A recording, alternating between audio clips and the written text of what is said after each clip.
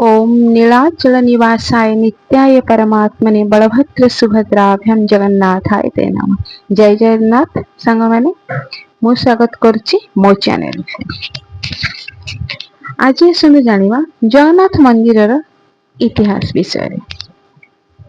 चारि धाम मध्यरु आमर गोटे धाम होची पुरी जगन्नाथ धाम, जहाँकि आमर ओडिशार पुरी जिले में अवस्थित। एही जगन्नाथ मंदिर आमर द्वादश शताब्दी रे निर्मित होइथिला। जगन्नाथ मंदिर को अनंग वर्मा चोड़गंगा देव निर्माण करिथिले। मंदिरर उच्चता 214 फुट 8 इंच।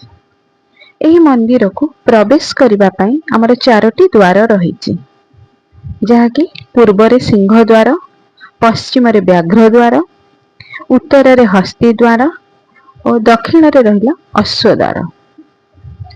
मंदिर को सुरक्षा देवा पाई मंदिरर चतुर्पार्श्वरे रहिछि मेघनाद पाचेरी।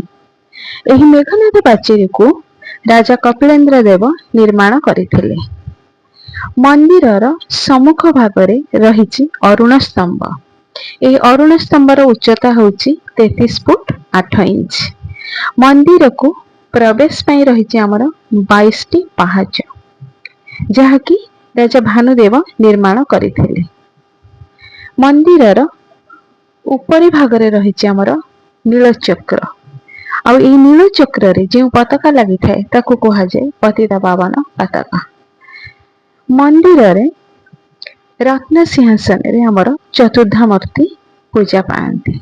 महाप्रभु बलभद्र, माँ जगज्जननी सुभद्रा, कोटि ओडियांक मौड़मणि प्रभु श्री जगन्नाथ और सुदर्शन महाप्रभु। तो आज भिडियोटी आपण मानकु केमती लागिला निश्चिंत कमेंट माध्यम रे जणाइबे। परवर्ती भिडियो रे आउ किछि नुवा तथ्य म नेकी आसीबी। भल लागिले लाइक कमेंट करिवे। जय जगन्नाथ।